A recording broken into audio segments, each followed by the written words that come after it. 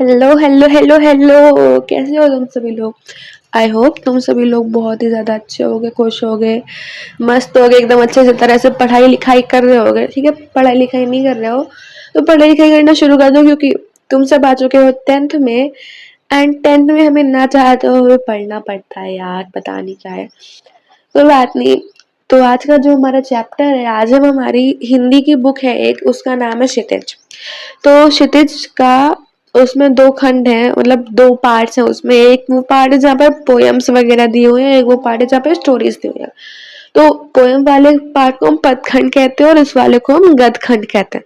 तो आज हम गद खंड का चैप्टर नंबर 1 करने वाले हैं, जिसका नाम है नेताजी का चश्मा। नेताजी का चश्मा। ठीक है। ये जो हमारा चैप्टर है नेताजी का चश्मा, ये चैप्टर किसने लिखा है, इस चैप्टर के राइटर कौन है। तो इस चैप्टर के राइटर है हमारे स्वयं प्रकाश जी। स्वयं प्रकाश इस चैप्टर के राइटर है, स्वयं प्रकाश ने ये चैप्टर लिखा है। अब इस चैप्टर में कितने कैरेक्टर्स हैं, सबसे पहले हम देखते हैं कैरेक्टर स्केच। तो कितने कैरेक्टर्स हैं हमारे चैप्टर में, 4 कैरेक्टर्स हैं, 4 मेन कैरेक्टर, 4 कैरेक्टर है, लेकिन इनमें से ये ये 3 मेन है, ये 3 मेन कैरेक्टर है और मोतीलाल जी साइड कैरेक्टर है। ठीक है, तो चलो देखते हैं। तो कहानी ऐसे शुरू होती है कि ये हालदार साहब कुछ काम के सिलसिले में हर 15 दिन के बाद एक चौराहे से गुजरा करते थे। वो जिस चौराहे से गुजरा करते थे वो एक कस्बे का था, और उस कस्बे में बड़ा सा बाजार था, लड़कियों का स्कूल था और एक लड़कों का भी स्कूल था। ये बहुत अच्छा सा था। वहाँ पे एक नगर पालिका भी थी। नगर पालिका मतलब काम करवाया करती थी। नगर पालिका इसलिए तो स्टैब्लिश करी जाती है, इस नगर पालिका इसीलिए तो बनाई जाती है ताकि नगर पालिका काम करवाए, शहर में मेंटेनेंस करवाए, रोड बनवाए, सफाई वगैरह करवाए। तो नगर पालिका काम करवाती रहती थी, रोड बनवाती थी, और कोई कुछ टूट वगैरह गया तो उसको बिल्ड करवाती थी। तो नगर पालिका वालों ने क्या करा, नगर पालिका वालों ने मूर्ति बनवाई। किसी मूर्ति बनवाई, नेताजी की मूर्ति बनी। अब एक बात बताओ, नेताजी किसको कहते हैं हम लोग। ऑब्वियस सी बात है, Subhash Chandra Bose is called Netaji. But हमने आज तक बचपन से लेकर अब तक जितने भी चैप्टर पढ़े, उन चैप्टर में हमने हमेशा नेताजी के बारे में पढ़ा है कि मतलब नेताजी बहुत ज्यादा महान थे। वो ऑब्वियसली महान थे नेताजी। नेताजी के स्लोगन्स थे, तुम मुझे खून दो मैं तुम्हें आजादी दूंगा, जय हिंद जय भारत, और भारत हिंद फौज बनाई उन्होंने। बट इस चैप्टर में हम नेताजी के चश्मे के बारे में पढ़ेंगे। लाइक सीरियसली, नेताजी तो है इतने महान, पर उनका चश्मा महान कहाँ से हो गया। तो देखो एक बात देखो, जब भी तुम नेताजी को इमेजिन करते हो, तुम क्या इमेजिन करते हो। ऑब्वियसली नेताजी को चेहरा होता है, उसको इमेजिन करते हो, और उनके साथ जो इमेजिन करते हो, सर पे टोपी लगी हुई है उनकी, एक ग्रीन कलर की मतलब आर्मी वाली टोपी, आंखों पे चश्मा है और आर्मी वाले कपड़े पहने हुए, ऐसा इमेजिन करते हो ना तुम नेताजी को। तो क्या तुम कभी नेताजी को बिना चश्मे के इमेजिन कर सकते हो, नहीं कर सकते ना। तो इसीलिए ये चैप्टर पढ़ो, फिर तुम्हें समझ आएगा कि इस चैप्टर का नाम नेताजी का चश्मा ही क्यों रखा। ठीक है। तो हाँ, मैंने बताया कि हालदार साहब जो थे, हालदार साहब काम के सिलसिले में बाहर जाया करते थे हर 15 दिन के बाद, और वो एक चौराहे से गुजरते थे। जो जिस चौराहे से वो गुजरते थे वो एक कस्बे का चौराहा था। वो बहुत ज़्यादा अच्छा सा वेल स्टैब्लिश्ड कस्बा था। वहाँ पे बाजार था, लड़कों का स्कूल था, लड़कियों का स्कूल था, एक नगर पालिका भी थी, नगर पालिका काम करवाया करती थी। ठीक है, ये इतना हो गया। अब देखो, नगर पालिका वालों ने मूर्ति बनवाई। किसकी मूर्ति बनवाई, नेताजी सुभाष चंद्र बोस की मूर्ति बनवाई। और वो मूर्ति किसने बनाई, वो मूर्ति बनाई मोतीलाल जी ने। मोतीलाल कौन है, एक minute. Motilal is the drawing teacher. Motilal drawing master है।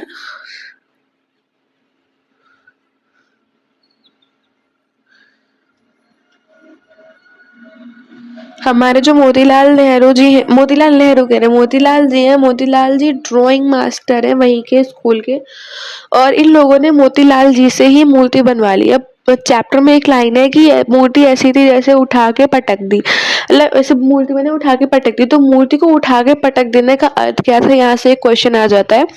तो मूर्ति को उठा के पटक देने का अर्थ ये था कि मोतीलाल जी हैं, मोतीलाल जी को मूर्ति बनाने के लिए ज्यादा टाइम नहीं मिला था। मोतीलाल जी को मूर्ति बनाने के लिए बहुत कम टाइम मिला था, 1 महीना मिला था। और 1 महीने में इतनी अच्छी संगमरमर की मूर्ति बनाना इट्स नॉट ईजी। तो उन्होंने मूर्ति तो अच्छी सी बना दी, बट वो बहुत ज़्यादा जल्दी जल्दी में बनाई, इसलिए उसको कहा गया, मूर्ति को ऐसा कर लगा उठा के पटक दिया। ठीक है, दैट वॉज इट।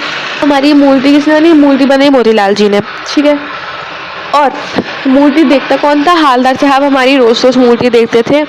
ठीक है, हालदार साहब ने देखा कि जो नेताजी की मूर्ति है, नेताजी की मूर्ति पर तो चश्मा ही नहीं लगा हुआ है।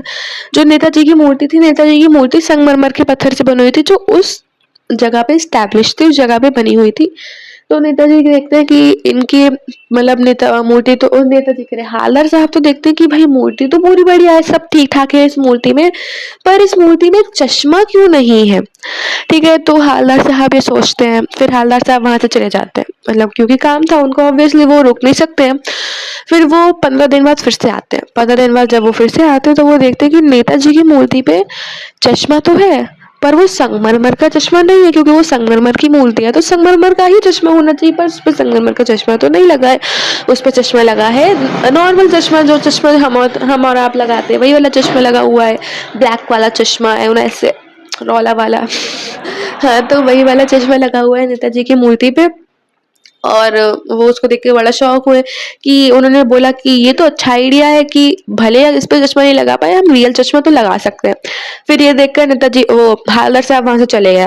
फिर से 15 दिन बाद हालदार साहब वहां पे आए, रुके। उन्होंने देखा कि मूर्ति का चश्मा तो बदल गया है, रुकते नहीं थे, मतलब वो स्लो स्पीड में चलते थे, चौराहे पे एग्जाम वगैरह होता है तो मूर्ति लगी हुई थी, तो उन्होंने देखा कि नेताजी की मूर्ति का चश्मा तो बदल चुका है। इस पे तो अब दूर पहले तो इस पे चौकोर फ्रेम का चश्मा था, अब इस पे गोल फ्रेम का चश्मा है, ये आखिरकार कौन रहा है? फिर वो एक क्यूरियोसिटी लेकर चले जाते हैं। फिर 15 दिन बाद जब वो आते तो वो देखते हैं फिर से चश्मा बदला हुआ है। इस बार वो अपनी पान खाने जाते हैं और उसी पान वाले से पूछ लेते हैं कि भाई आखिर ये चश्मा बदल कौन रहा है और इस मूर्ति पे चश्मा क्यों नहीं लगा है? ठीक है, जैसे तुम लोग देखते होगे, तो अगर तुम लोग पापा के साथ बाहर जाते हो तो पापा सामान तो खरीदते ही खरीदते हैं, पर उस सामान की पूरी डिटेल निकालते कि भैया आप ये सामान कहाँ से लाए हो? अच्छा वहां से लाए हो, वहां पे तो इतने में सामान था, हाँ यहाँ से लाए हो, यहाँ पे तो इतने में मिलता आता है, अपने यहाँ तो सस्ता है उधर तो महंगा, या अपने यहाँ तो इतना महंगा उधर तो सस्ते में मिल जाता है। ऐसे ऐसे वो 10-15 बातें और करके आते हैं, इधर उधर की चीजें जान जून के आते हैं। ठीक है, this is called being a social person. Haldar साहब हमारे सोशल पर्सन थे। हालदार साहब ने बोला, पान वाले भैया से बोला, भैया एक पान लगाओ। और उन्होंने बोला कि अरे भैया एक बात बताओ, ये जो आपकी नेताजी की मूर्ति है इस पे चश्मा कौन बदल रहा है, और आखिर इस मूर्ति पे चश्मा क्यों नहीं लगा है? जब मूर्ति बना दी इतनी बड़ी तो चश्मा बनाने में क्या दिक्कत है? चश्मा तो जरा सा है, उसमें क्या हो गया? तो हमारे जो पान वाले भैया है ना, पान वाले भैया, देखो पान वाले भैया का कैरेक्टर स्केच दिया हुआ है हमारे बुक में। कैरेक्टर स्केच क्या होता है, मतलब पान वाले भैया कैसे दिखते थे, उनका कैरेक्टर बेसिकली कैसा था। तो पान वाले भैया हमारे मोटे से थे, काले थे। I am not racist, okay, I am not telling anything. ऐसे तुम्हारी किताब में लिखा हो, तुम किताब पढ़ोगे तुम्हें मिलेगा कि पान वाले भैया मोटे से थे और काले से थे और उनके टोन खुली रहती थी, मतलब वो जो भी बनियान वगैरह शर्ट पहनते थे वो पेट के ऊपर चढ़ा के रखते थे, पता नहीं ऐसा क्यों था। जैसे तुम टिपिकल अंकल्स को देखते हो पेट के ऊपर वो बनियान चढ़ा के घूमते, तो वैसे ही थे पान वाले भैया, और वो मुंह में पान खाए रहते थे हर समय, मतलब ग्राहकों तो खिलाते ही थे, खुद भी खाते रहते थे पान, हर समय पान खाते रहते थे। तो जब वो हालदार साहब ने पूछा कि मूर्ति क्या है, मतलब मूर्ति पे चश्मा क्यों नहीं है, कौन लगा रहा है चश्मा, तो तभी पान वाले भैया हमारे क्या खाए थे, पान वाले भैया हमारे पान खा रहे थे। तो पान वाले भैया ने क्या करा, पान वाले भैया ने पान थूका, मतलब पीछे मुड़ के ऐसे पीछे मुड़े और उन्होंने पान थूका। फिर वो बात करने लगे हालदार साहब से। उन्होंने हालदार साहब से बोला, अरे साहब ये चश्मे तो कैप्टन चश्मे वाला बदलता है। ठीक है, तो कैप्टन चश्मे वाला बदलता है, और अगर किसी उसकी छोटी सी दुकान में कोई ग्राहक नेताजी की मूर्ति पे लगा हुआ फ्रेम मांगता है तो वो नेताजी की मूर्ति से ही वो फ्रेम उतार कर दे देता है और उस पर दूसरा फ्रेम लगा देता है। ठीक है, तो हमारे हालदार साहब फिर सोच में पड़ गए, हालदार साहब सोच में पड़ गए कि अरे वाह कैसा इंसान है कि मतलब खुद की तो छोटी सी दुकान है लेकिन फिर भी नेताजी के बारे में इतना सोचता है, और अगर किसी ने चश्मा मांग ले तो क्या हुआ, तो वो दूसरा चश्मा बदल देगा, इससे उसका भी काम चल जाता है, नेताजी की मूर्ति को भी कोई ऐसा फर्क नहीं पड़ता है, मतलब नेताजी भी अच्छे एकदम टिप टॉप लगते हैं। ठीक है, फिर हालदार साहब इतना सोचते, फिर हालदार साहब पान वाले से पूछते हैं कि भैया आपने इतना तो बता दिया, एक और बात बताओ कि इस मूर्ति पे चश्मा क्यों नहीं लगा है? तो पान वाले भैया कहते हैं कि अरे भैया, जो मोतीलाल मास्टर है, मोतीलाल मास्टर को केवल 1 ही महीना दिया था उन्होंने मूर्ति बनाने के लिए। अब आप बताओ 1 महीने में ऐसा इतनी अच्छी सी मूर्ति कैसे बना सकते हैं चश्मे के साथ? तो हमारे हालदार साहब सोचते हैं कि मास्टर मास्टर मतलब पढ़ाने वाला मास्टर, पढ़ाने वाली मास्टर अब ये बनाएंगे, मूर्ति बनाएंगे। फिर जब मूर्ति के पास जाते हैं, मूर्ति के पास वहाँ पे लिखा होता है, मतलब जो भी मूर्ति बनाता है उसका नाम लिखा होता है, तो वहाँ पे सच में लिखा था मास्टर मोतीलाल, मतलब एक टीचर ने ही मूर्ति बनाई है वो। ठीक है, इतना हो गया। फिर जो हमारे हालदार साहब हैं, हालदार साहब फिर से गए पान वाले के पास। हालदार साहब ने पान वाले से जाकर पूछा कि भैया, उसे चश्मे वाले को कैप्टन क्यों कहते हैं? वो क्या आज़ाद हिंद फौज में था, या उसने सुभाष चंद्र बोस के साथ कोई लड़ाई वगैरह, सुभाष चंद्र बोस के साथ अंग्रेजों के खिलाफ लड़ाई लड़ी थी, या वो कोई क्या था, मतलब उसको कैप्टन क्यों बुलाते हैं, ये बताओ हमें।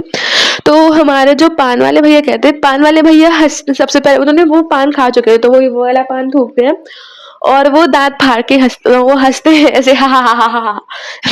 ये तो ज्यादा ज्यादा गंदी हंसी हो गई।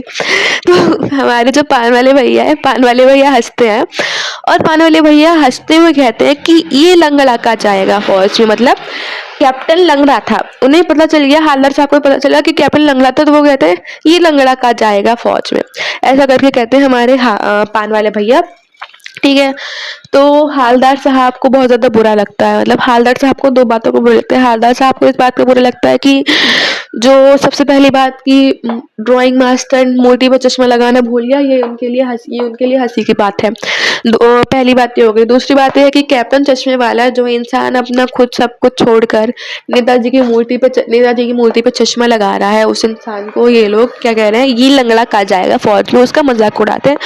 तो हमारे जो भैया हैं, हमारे हालदार साहब हैं, हालदार साहब को बहुत बुरी लगती है ये बात। ठीक है, फिर ऐसे हालदार साहब के वो देखते पानी वाला कहते हैं वो देखो आपका कैप्टन आ गया, जाके उसकी फोटो छपवा दो अखबार में कि ये बंदा है, रोज रोज आके नेताजी की मूर्ति पे चश्मा लगाता है। और हालदार साहब को बहुत बुरा लगा उस चीज के लिए। ठीक है, बट हालदार साहब वो देखते हैं जब कैप्टन को, तो देखते हैं कि एक बहुत ही ज्यादा बूढ़ा सा मरियल सा आदमी वहां पे खड़ा है, उसके पास छोटा सा वो बेचने के लिए है, चश्मा बेचने के लिए एक छोटे से स्टैंड है, और वो उसी से चश्मा बेच देता है, लोग चश्मा खरीद रहे हैं, और अगर चश्मा नहीं होता है तो वो मूर्ति पे लगा देता है, ऐसा ऐसा है। ठीक है, वो हालदार साहब कैप्टन से बात तो करना चाहते थे, पर उनके पास टाइम नहीं था। वहाँ पे ड्राइवर उनसे बोला था कि साहब जल्दी चलिए, टाइम हो रहा है हमारा। तो फिर हालदार साहब चले जाते हैं। हालदार साहब ऐसे ही साल 2 साल, मतलब हर 15 दिन में जाते थे, यानी कि महीने में 2 बार वो उस जगह से गुजरा करते थे। और साल में कितना हो गया, 12 ऊर्जा कितना होता है, बताओ बताओ, 12 ऊर्जा कितना होता है, 12 ऊर्जा होता है 24, तो साल में वो 24 बार जाया करते थे वहां से। तो ऐसे ही साल 2 साल हो गए, और साल 2 साल वो ऐसे ही जाते रहे, मूर्ति पर चश्मा बदलता रहा। बट एक दिन वो क्या देखते हैं, एक दिन वो देखते हैं कि मूर्ति पर तो चश्मा ही नहीं है। तो वो बड़ी बहुत ज़्यादा क्यूरोसिटी के साथ जाते हैं पान वाले के पास, क्योंकि जब हम ऐसी चीज़ें देखते हैं तो हमारे मन में ऑलरेडी 10-15 चीज़ें चल रही होती है कि ऐसा ऐसा हो गया होगा तभी चश्मा नहीं है, वो हो सकता है तभी चश्मा नहीं है। फिर वो इस क्यूरोसिटी के साथ जाते हैं पान वाले भैया के पास। पान वाले भैया के पास जाकर कहते हैं कि भैया, नेताजी की मूर्ति पे चश्मा क्यों नहीं है? तो इस बार पान वाला पान थूकता है और बहुत ज्यादा दुखी मन से कहता है कि कैप्टन मर गया, ऐसा वो कहता है। ऐसा हमारे पान वाले भैया कहते हैं हालदार साहब से, एकदम आंखें झुकाकर सैड होकर कि कैप्टन अब नहीं रहा, कैप्टन मर गया, ऐसा वो कहते हैं। तो हालदार साहब को अंदर ही अंदर बहुत ज्यादा बुरा लगता है, क्योंकि हालदार साहब तो कैप्टन की रिस्पेक्ट, तो हालदार साहब को बहुत बुरा लगता है, क्योंकि हालदार साहब तो कैप्टन की रिस्पेक्ट करते थे, बट पान वाला नहीं करता था। लेकिन पान वाले को भी बुरा लग रहा है। तो तुम देखो, कैप्टन ने अपनी इतनी अच्छी पर्सनैलिटी बना के रखी है, जो लोग उसकी बुराई करते थे उसके मरने के बाद उन्हें भी बुरा लग रहा है। ठीक है, इतना हो गया। फिर अब हमारे हवलदार साहब डिसाइड करते हैं कि अब भैया इस चौराहे पे नहीं रुकना है, इस चौराहे पे रुकने का कोई मकसद नहीं बचा, इस चौराहे पे रुकने की कोई वजह नहीं है मेरे पास। मैं क्यों फालतू में इस चौराहे पे रुकूँ और अपने आप को और ज़्यादा दुखी करूँ। तो हमारे जो हवलदार साहब है, हवलदार साहब ड्राइवर से कह देते हैं कि भैया अब इस चौराहे पे नहीं रुकना है कभी भी, ना ही गाड़ी धीरे करनी है, गाड़ी चलाते जाओ, चलाते जाओ, चलाते जाओ, रुकना नहीं है। फिर 15 दिन बाद हवलदार साहब वहाँ से आते हैं, हवलदार साहब ये डिसाइड करते हैं कि मैं मूर्ति की तरफ नहीं देखूँगा, कुछ भी हो जाए मैं मूर्ति की तरफ नहीं देखूँगा। ड्राइवर से उन्होंने फिर से बोल दिया कि भैया गाड़ी नहीं रोकनी है, गाड़ी चलाते जानी है तुम्हें, ठीक है। तो फिर हाँ, हमारे ड्राइवर हवलदार साहब की आदत से मजबूर हो, मतलब जो चौराहा आता है तो आदत से मजबूर होकर हमारे हवलदार साहब पलट कर देखते हैं मूर्ति की तरफ। वो मूर्ति की तरफ देखते तो एकदम शॉक होकर चिल्ला के बोलते गाड़ी रोको, गाड़ी रोको। तो जब हमारे ड्राइवर भैया एकदम से ब्रेक लगा दे, वो ऐसे चिल्लाए तो कोई तो रीजन होगा, तो ड्राइवर जो है उनके वो एकदम से ब्रेक लगाते हैं और एकदम से ब्रेक लगाया तो उनकी गाड़ी एकदम फिसलती हुई जाती है। सब लोग देखने लगते हैं, उनका एक्सीडेंट ऑलमोस्ट होने वाला, तो सब लोग देखने लगते हैं। पर हवलदार साहब को सब लोग से मतलब नहीं होता है। हवलदार साहब गाड़ी से उतरते हैं और भागते हुए जाते हैं, कहाँ पे भागते हुए जाते हैं, मूर्ति के पास। और जब वो भागते हुए मूर्ति के पास जाते हैं तो वो मूर्ति देखते हैं कि मूर्ति पर सरकंडे का चश्मा लगा हुआ है, और वो सरकंडे का चश्मा जरूर किसी बच्चे ने ही लगाया होगा। ये देखकर हवलदार साहब की आंखें नम हो जाती है। अब ये बताओ हवलदार साहब की आंखें आखिर नम क्यों होगी, चश्मा ही तो था, उसमें इतनी कौन सी बड़ी बात हो गई। कैप्टन नहीं था तो किसी और ने चश्मा लगा दिया। इसमें आंखें नम होने वाली बात ये है कि जहाँ पर जो लोग कैप्टन जैसे लोग जो अपना सब कुछ छोड़ छाड़ कर देशभक्तों का सम्मान करते हैं, जिन लोगों ने हमें आज़ाद कराया, उन लोगों की मूर्ति को संभाल के रखते हैं। मूर्ति पे चश्मा नहीं था तो उसमें चश्मा लगाते थे, उन लोगों का दूसरे लोग मजाक उड़ाते हैं, ठीक है। दूसरे लोग मजाक उड़ाते हैं, कैप्टन को भी पता था सब उसका मजाक उड़ाते हैं, पर फिर भी कैप्टन क्या करता था, अपना काम करता रहता था, उसको कोई मतलब नहीं था। अरे यार, कैप्टन को मतलब नहीं था किसी से, ठीक है। पर ये बहुत ज़्यादा सोचने वाली बात है। एक लाइन भी आती है कि क्या होगा उस कौम का जो देश के लिए मर मिटने वाले लोगों पर हंसती है, जो देश के जो देश के लिए मर मिटने वाले लोगों का उपहास उड़ाती है। क्या होगा ऐसी कौम का, ठीक है। उसका यही मतलब होता है कि यार जो इंसान, अगर तुम किसी और की मदद नहीं कर सकते हो, तो कोई तीसरा पर्सन अगर किसी और की मदद कर रहा है, किसी और को रिस्पेक्ट दे रहा है, तो तुम्हें उसका मजाक क्यों उड़ाना है। उसका मजाक मत उड़ाओ भाई, रिस्पेक्ट करो। अगर रिस्पेक्ट नहीं कर सकते हो तो एटलीस्ट मजाक भी मत ही उड़ाओ, ठीक है। और मतलब उनकी आंखें नम इसलिए हो जाती है कि वो देखते हैं कि जहाँ पर बड़े लोग ऐसे लोगों का मजाक उड़ा रहे हैं, वहाँ पे बच्चों में अभी भी देशभक्ति की भावना जारी है। वो अभी भी नेताजी का सम्मान करते हैं, नेताजी को एकदम अच्छा सा हीरो मानते। Netaji was an hero, Netaji was a real hero. अभी लोग को किसी बॉलीवुड सेलिब्रिटी के पास से जो उसके साथ जाके फोटो वगैरह खिंचवाएंगे, बट जो हमारे स्वतंत्रता सेनानी जिन्होंने हमें आज़ाद कराया, आर्मी वाले, पुलिस वाले, ऑफिसर्स जो भी हैं, जो भी लॉ एंड ऑर्डर मेंटेन करते हैं, उनके पास ले जाओ, रियल हीरोज के पास ले जाओ, उन्हें कोई मतलब नहीं पड़ता। उनको कहेंगे करप्ट है। देखो जैसे हम लोग कहते हैं ना, not all men are same, not all women are same, वैसे ही not every officer is same. कुछ लोग होते हैं बेईमान, बट थोड़े लोगों की वजह से पूरा जो हमारा पूरा सिस्टम है, पूरे सिस्टम को हम गंदा बोल रहे हैं, ऐसा हम करते हैं। देखो अगर तुम्हारी क्लास में 2-3 बच्चे खराब हैं, तो 2-3 बच्चों की वजह से तुम्हारे पूरे क्लास को खराब बोला जाएगा, और तुम्हारी क्लास की बुराई भी होगी, उस क्लास में तुम भी आ रहे हो, तुम्हारी भी बुराई होगी, तुम्हें कैसे लगेगा, बुरा लगे ना। तुम ऑफिसर्स के बारे में सोचो, उन्हें भी बुरा लगता है। तो इस चैप्टर का हमारा एक एट द एंड कंक्लूजन ही निकल कर आता है कि हमें स्वतंत्रता सेनानियों की इज्जत करनी चाहिए, और जो लोग स्वतंत्रता सेनानियों की इज्जत करते हैं, स्वतंत्रता सेनानियों का सम्मान करते हैं, उनकी मतलब उनके अगर उनके पास उनकी मूर्ति पर चश्मा नहीं है, वो चश्मा लगा देते हैं। अगर उनकी मूर्ति गंदी हो गई या उनके पोस्टर ज़मीन पे पड़े हुए तो वो ज़मीन से उठा के सही से रख देते हैं। हमें ऐसे लोगों का सम्मान करना चाहिए, मजाक कभी भी नहीं उड़ाना चाहिए। तो बस यही पता हमारा छोटा सा चैप्टर ख़त्म होता है। आई नो ये छोटा सा चैप्टर है, लेकिन मैंने बहुत ज़्यादा बड़ा कर दिया है, बट आई होप सो मेरी एक्सप्लेनेशन तुम लोगों को मदद करेगी, मेरी एक्सप्लेनेशन तुम्हें समझ आएगी। एग्जाम्स में थोड़े बहुत ऐसे क्वेश्चन आ जाते हैं, क्योंकि मेरे